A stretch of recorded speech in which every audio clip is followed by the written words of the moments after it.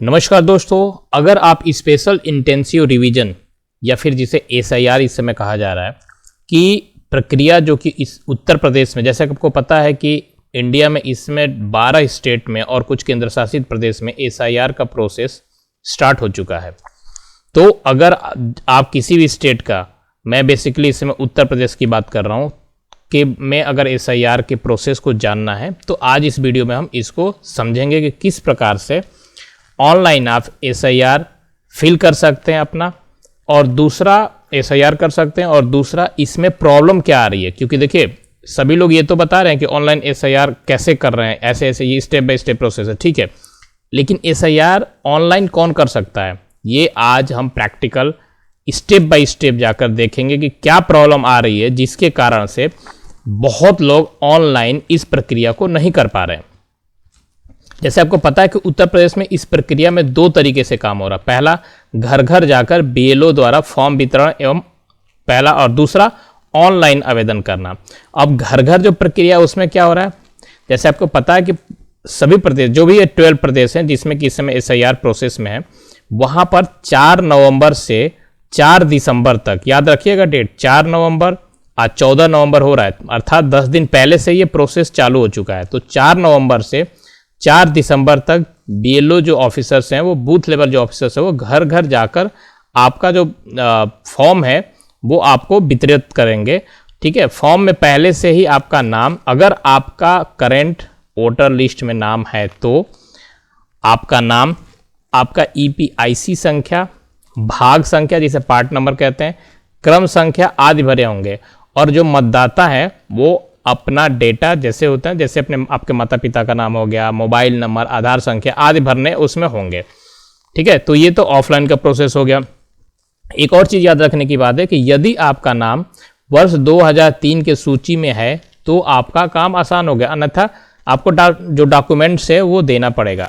अगर आपके किसी भी रिलेटिव का नाम, जैसे आपके मम्मी पापा हो गए या फिर आपके दादा दादी हो गए, आपके नाना नानी हो गए, किसी का भी नाम 2003 के जो वोटर लिस्ट है, मतदाता सूची है, उसमें अगर है तब तो किसी प्रकार की प्रॉब्लम नहीं, आपका काम आसान है। ठीक है, लेकिन अगर उसमें नाम नहीं है तो आपको अलग अलग प्रकार के डॉक्यूमेंट्स देने पड़ेंगे।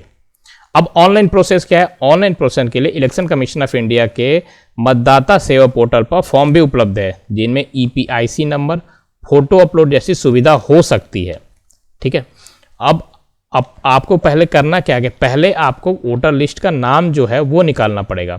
तो एक बार मैं ना आप लोग, अच्छा, इसमें एक टाइम लिमिट है जिसे मैं आपको बता देना चाहता हूँ। यूपी में इस प्रक्रिया का फेज 2 4 नवंबर से 4 दिसंबर तक है। ठीक है, उसके बाद से जो ड्राफ्ट मतदाता हैं वो सूची 9 दिसंबर को क्या हो गई, फिर से रुहाई जाएगी, मतलब फिर से रिवीजन किया जाएगा। और इसमें अगर किसी प्रकार की आपकी दावा है, आपत्ति है, किसी प्रकार का भी प्रॉब्लम है, तो उसके लिए जो अवधि है वो 9 दिसंबर से 8 जनवरी तक होगा। और अंतिम सूची, फाइनल जो लिस्ट है वो 7 फरवरी 2026 को प्रकाशित होगी। तो ये एक टाइम लिमिट है, टाइम लाइन है। तो इसमें ऑनलाइन में बहुत लोगों को दिक्कत आ रही है, ऑनलाइन क्यों नहीं कर पा रहे हैं बहुत से लोग, वो हम आज एक स्टेप बाय स्टेप प्रोसेस के थ्रू जानेंगे कि क्या दिक्कत आ रही है। इससे पहले, सबसे पहले आपको क्या करना है कि आपको जाना है गूगल पर, यहाँ पर आपको सर्च करना होगा वोटर्स ईसीआई, जो ऑलरेडी यहाँ पर मैंने वो कर रखा है, voter elections commission of India. इस पर आप क्लिक करेंगे तो एक इस प्रकार का डैशबोर्ड ओपन हो जाएगा। अब यहाँ पर आपको ये ध्यान देना होगा कि आपको कहाँ आना है, आपको आना है यहाँ पर, ये जो बॉक्स है ना, इसमें आना है आपको, स्पेशल इंटेंसिव रिवीजन एसआईआर 2026, यहाँ आपको आना है। ठीक है, यहाँ पर आपको आकर अपना जो इम्यूनेशन फॉर्म है वो फिल करना है। अब ये फॉर्म जो है वो बहुत लोगों को ऑनलाइन दिक्कत क्यों आ रही है, क्यों नहीं फिल कर पा रहे, ये भी हम इसको यहाँ पर जाकर देखेंगे कि आखिर रीजन क्या है जिसके कारण से। क्योंकि बहुत से ऐसे लोगों का से बात होती है जो ये बता रहे हैं कि ऑनलाइन का प्रोसेस स्टेप बाय स्टेप आप लोग बता तो दे रहे हैं, लेकिन वो हो नहीं रहा, उसमें प्रॉब्लम्स आ रही है बहुत ज़्यादा। तो चलते हैं वहाँ उस प्रोसेस की तरफ और देखते हैं कि क्या प्रॉब्लम है। लेकिन इससे पहले आपको अपना 2003 का वोटर लिस्ट जरूर डाउनलोड करना होगा, जिस भी एरिया के आप हैं वहाँ के लिए। तो एक सिंपल, वैसे इस पर मैंने एक डिटेल वीडियो बना रखा है, अगर आपने वो वीडियो नहीं देखा है तो कि आप 2003 की वोटर लिस्ट कैसे डाउनलोड कर सकते हैं, तो मैं इस वीडियो का जो लिंक है उस डिस्क्रिप्शन बॉक्स में डाल दूंगा, आप वहाँ से जाकर उसको ओपन कर सकते हैं, बाकी वीडियो को देख सकते हैं, देखने के बाद आप उस प्रोसेस को फॉलो कर सकते हैं। लेकिन एक बार समराइज में, संक्षिप्त में यहाँ भी चलते हैं कि कैसे होगा। सबसे पहले आपको यहाँ पर search your name in last SIR click करना होगा। फिर इस प्रकार का एक डैशबोर्ड ओपन होगा। यहाँ पर आपको स्टेट, अपना जो भी आपका स्टेट है, जिस भी स्टेट से, मैं उत्तर प्रदेश से हूँ तो इसलिए मैं उत्तर प्रदेश ही यहाँ पर डालता हूँ। आप यहाँ पर अपने अनुसार से जो 12 स्टेट हैं इस समय, उनमें से किसी का भी नाम डाल सकते हैं और वहाँ से सर्च कर सकते हैं। यहाँ से व्यू में आप क्लिक करेंगे। क्लिक करने के बाद से यहाँ आपको डिस्ट्रिक्ट सेलेक्ट करना होगा। जिस भी डिस्ट्रिक्ट से आप हैं उस डिस्ट्रिक्ट का नाम यहाँ पर सेलेक्ट कीजिए। उसके बाद से आप जिस भी विधानसभा से हैं वहाँ का आप अपना नाम यहाँ पर सेलेक्ट कीजिए और फिर यहाँ पर शो कर दीजिए। अब आप देख सकते हैं कि यहाँ से जो आप देख रहे हैं कि यहाँ से जो भी आपके पोलिंग स्टेशन, देखिए इसमें एक चीज़ याद रखिएगा कि एक गांव अगर उसमें वोटर लिस्ट की नंबर 1000 से ज़्यादा है तो उस गांव में 2-2 पोलिंग स्टेशन या 3-3, 4-4 भी हो सकते हैं, डिपेंड्स अपॉन कि उस गांव में या उस एरिया में कितने वोटिंग लिस्ट में मेंबर हैं। एक पोलिंग बूथ पर 1000 मेंबर होते हैं, तो आप उसके अनुसार से डिवाइड करके ये पता कर सकते हैं कि कितना पोलिंग स्टेशन हो सकते हैं। ठीक है, आपको यहाँ पर 2 चीज़ें याद रखनी होगी। फॉर एग्जांपल मैं कहीं किसी भी एक जगह का अगर आप देखें तो यहाँ पर फॉर एग्जांपल मैं किसी भी, क्योंकि मैं डिटेल में इस वीडियो पर नहीं जा रहा हूँ, टाइम बहुत ज़्यादा लग जाएगा, मैं किसी भी एक जगह का डाउनलोड कर ले रहा हूँ। डाउनलोड करने के लिए यहाँ पर आपको एक कैप्चा कोड होगा, वो कैप्चा कोड डालना पड़ेगा। जो ऊपर लिखा हुआ है सेम होना चाहिए और इसको आप सबमिट कर देंगे तो आपको यहाँ से ये डाउनलोड हो जाता है। एक लिस्ट ये डाउनलोड हो गई आपकी। ठीक है, इसमें याद रखिएगा आपको कुछ चीज़ें हैं जो आपको नोट करना होगा पेपर पेन से, जैसे कि आपके विधानसभा क्षेत्र जो भी आपका है उसका नंबर क्या है। ये जो नंबर है ना, ये नंबर, यही नंबर होगा जो वहाँ पर फिल करना होगा विधानसभा क्षेत्र की संख्या पर। दूसरा पार्ट संख्या अर्थात भाग संख्या, पार्ट संख्या उस कॉन्स्टिट्यूंसी का क्या है, असेंबली कॉन्स्टिट्यूटेड का जो भी पार्ट संख्या होगा वो आपको ये रहा, ये भी नोट करना होगा। उसके अलावा आपको जो ध्यान रखने वाली चीज़ है या यूँ कहिए कि नोट करने वाली बात है वो है सीरियल नंबर। आपके नाम, किसी का भी जो नाम होगा, नाम के आगे जो सीरियल नंबर है, अर्थात ये जो सीरियल नंबर है, ये सीरियल नंबर 103 या 104 जो भी सीरियल नंबर है, इसको आपको याद रखना, नोट डाउन करना होगा सीरियल नंबर। और दूसरा इपिक नंबर, ये इपिक नंबर होता है जिसे वोटर ID नंबर भी कह सकते हैं, तो ये होता है इपिक नंबर, इसे भी आपको नोट करना होगा। ठीक है, अब आगे बढ़ते हैं और आगे बढ़कर ये देखते हैं कि जो प्रोसेस है वो कैसे है। तो इसके लिए हम पहले इपिक नंबर, तो आप उसके बाद से जैसे वोटर लिस्ट आप डाउनलोड कर लेंगे तो उसके बाद से आप आएंगे फिर से उसी होम पेज पर, और होम पेज पर ये जो आप देखें हैं ना, ये फॉर्म फिल इन्यूमरेशन फॉर्म, यही हमें फिल करना होगा। लेकिन इससे पहले अगर आपने यहाँ पर साइन अप नहीं किया होगा तो आपको साइन अप करना होगा, यहाँ से साइन अप करना होगा और साइन अप करने के बाद अपना यहाँ पर एक ID लॉगिन ID बनाना होगा। उसका प्रोसेस क्या है, आप यहाँ पर साइन अप पर क्लिक करेंगे। क्लिक करने के बाद आप यहाँ पर अपना मोबाइल नंबर डालेंगे, फिर यहाँ पर अपना ईमेल एड्रेस डालेंगे, फिर यहाँ पर आपसे कैप्चा जो यहाँ पर डाल रखा है, ये कैप्चा आपको यहाँ पर डालना पड़ेगा। कैप्चा डालने के बाद से फिर आपसे आपका नाम और आपका नाम यहाँ पर डिटेल डालना होगा। उसके बाद फिर आप कंटिन्यू करेंगे तो एक OTP आएगा जो आपके मोबाइल नंबर यहाँ पर डालेंगे उस पर भी आएगा और ईमेल एड्रेस पर भी आएगा। तो ईमेल एड्रेस का और मोबाइल नंबर दोनों का, ईमेल एड्रेस यहाँ ऑप्शनल, अगर आप डालना चाहें तो डाल सकते हैं, नहीं डालना चाहें नहीं डाल सकते। तो दोनों पर OTP जो आएगा उस OTP को जब यहाँ फिल कर देंगे तो आपका लॉगिन ID क्रिएट हो जाएगा। उसके बाद से आपको फिर जाकर यहाँ से लॉगिन करना होगा।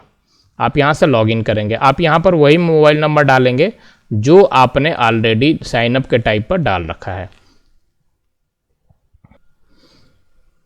उसके बाद से आपको फिर से ये कैप्चा फिल करना होगा। ये कैप्चा जो यहाँ पर लिखा हुआ है यही कैप्चा आपको यहाँ पर फिल करना है।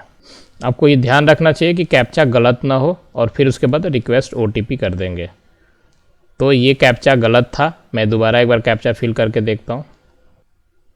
ठीक है, फिर मैं रिक्वेस्ट OTP करता हूँ और ये देखिए यहाँ पर OTP का ऑप्शन आ चुका है। ये OTP आपके मोबाइल नंबर पर आएगा, जिसे कि जो मोबाइल नंबर से आपने लॉगिन किया वही मोबाइल नंबर की OTP यहाँ पर आपको सबमिट करना है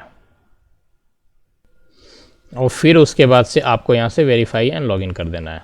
अब आप देखेंगे ये लॉगिन हो चुका है, वेरीफाई और लॉगिन हो चुका है। अब यहाँ से आपको जो यहाँ का जो इम्यूनेशन फॉर्म है, यहाँ पर इसको फिल इम्यूनेशन फॉर्म पर आपको क्लिक करना होगा। ये आप जब क्लिक करेंगे तो आपसे स्टेट पूछेगा कि स्टेट किस स्टेट के लिए आप फिल करना चाहते हो। 12 स्टेट और यहाँ पर वही केंद्र शासित प्रदेश है जहाँ पर इस समय SIR प्रोसेस में है। तो उत्तर प्रदेश पर हम क्लिक करते हैं। फिर यहाँ पर आपको इंटर EPIC नंबर मांगेगा, जो कि हमने वोटर लिस्ट में देखा था, वोटर ID कार्ड नंबर वही होता है EPIC नंबर। तो हमें जाकर उस वोटर ID कार्ड से आपको फिर से वो EPIC नंबर निकालना, या फिर आपने नोट कर रखा है तो EPIC नंबर आपको वहाँ से लेकर मतलब यहाँ से करके यहाँ पर आपको पेस्ट करना होगा। और पेस्ट करने के बाद यहाँ से आप सर्च का ऑप्शन सर्च कर लेंगे, तो सर्च करते ही आपका डिटेल जो है वो आ जाएगा।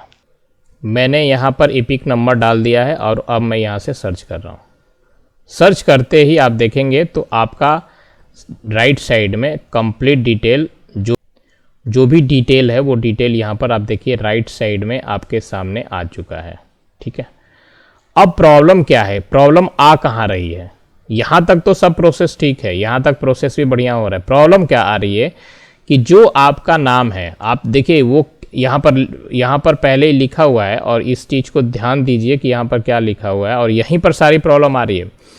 Please ensure that your name on Aadhaar card exactly match your name, मतलब जो इस समय आपके आधार कार्ड पे नाम है ना, वही उस वोटर ID कार्ड पर भी नाम होना चाहिए, तभी आप ऑनलाइन प्रोसेस कर सकते हैं। और अगर आपके नाम में किसी प्रकार का मिसमैच है, जैसे पहले क्या था, पहले आपने मोस्टली लोगों के साथ जो प्रॉब्लम आ रही है वो ये आ रही है कि 2003 में जो वोटर ID कार्ड बने थे उस समय उनके नाम पर का जो पहला है ना वर्ड वो लिखा रहता है। जैसे मान लीजिए अगर कोई है राम प्रकाश, तो उसका जो राम प्रकाश, सॉरी मान लीजिए कोई लंबा नाम है, विनोद कुमार मिश्रा मान लीजिए, या विनोद कुमार पांडे, विनोद कुमार सिंह, कोई भी आप ले लिए, तो 2003 के वोटर ID कार्ड में वहां पर सिर्फ विनोद लिखा हुआ है, और जो आधार कार्ड है वहां पर कंप्लीट नेम लिखा हुआ है। तो जब आप आधार कार्ड से, आपका आधार कार्ड यहां से जब मिसमैच हो रहा है ना,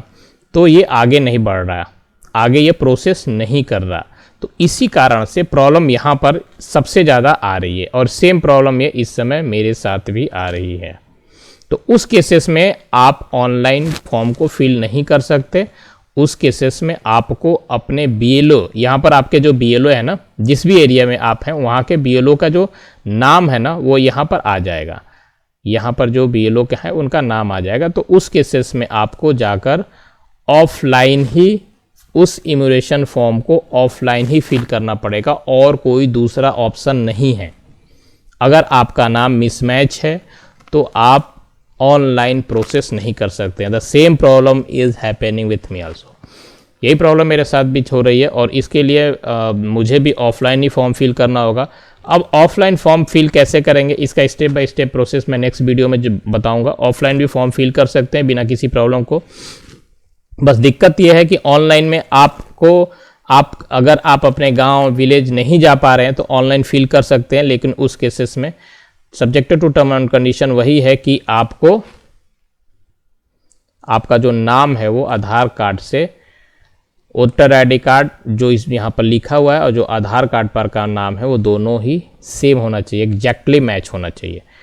अब उस केसेस में अगर आपका मैच हो जाता है तो फिर आपको यहाँ पर क्या करना है, वो मोबाइल नंबर डालना चाहिए। एक और प्रॉब्लम यहाँ पर दूसरी जो आ रही है वो ये आ रही है कि जब 2003 में आपका वोटर ID कार्ड बना था उस समय जो मोबाइल नंबर आपने अपडेट कराया था और आज जो मोबाइल नंबर है वो भी चेंज हो चुका है। तो वैसे केसेस में आपको क्या करना है कि मान लीजिए फॉर एग्जांपल मैं डालता हूं एक मोबाइल नंबर, ठीक है। अब मैं इस मोबाइल नंबर पर प्रोसेस के लिए डालूंगा कि OTP मेरे पास आए, ठीक है। मैं यहां पर क्लिक कर दिया, तो देखिए क्या लिख रहा है, the mobile number is not link with the epic number, ये इतना, click here to link the mobile number through form 8। तो फॉर्म 8 अब यहाँ पर आपको क्या, मोबाइल नंबर को अपडेट करने के लिए, ऐड करने के लिए आपको फॉर्म 8 फिल करना पड़ेगा। अब आप अपने मोबाइल नंबर को कैसे ऐड कर सकते हैं, इसके लिए मैं एक नई वीडियो बनाऊंगा। उस वीडियो में मैं बताऊंगा कि आप अपने मोबाइल नंबर को अपने इपिक नंबर से कैसे ऐड कर सकते हैं। लेकिन उस केसेस में भी अगर आप मोबाइल नंबर ऐड भी कर लेते हैं तो उस केसेस में भी आप ऑनलाइन फॉर्म फिल नहीं कर सकते, आपको ऑफलाइन फॉर्म ही फिल करना पड़ेगा।